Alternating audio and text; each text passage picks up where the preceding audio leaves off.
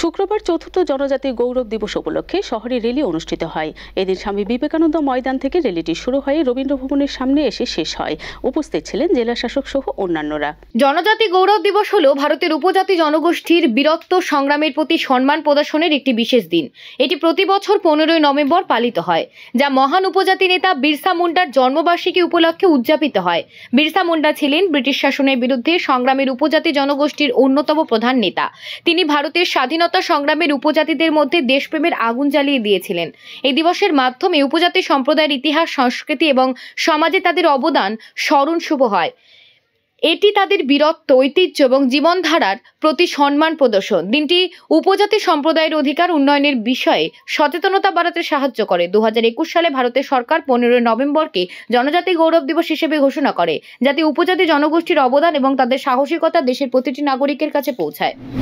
जन्म दिवस है और इस जन्म दिवस पे हम सभी जनजाति भाई बंधुओं के साथ इस दिन को सेलिब्रेट कर रहे हैं।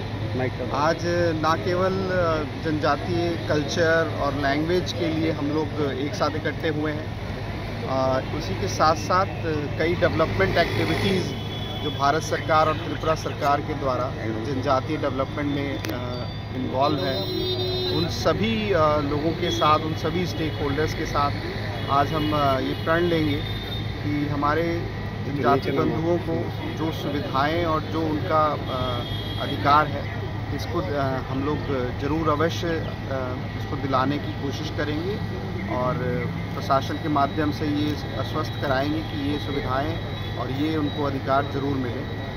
मैं अपने प्रशासन की तरफ से और अपने खुद निजी तरफ से सभी को जनजातीय गौरव दिवस की बहुत बहुत शुभकामनाएं देता हूँ।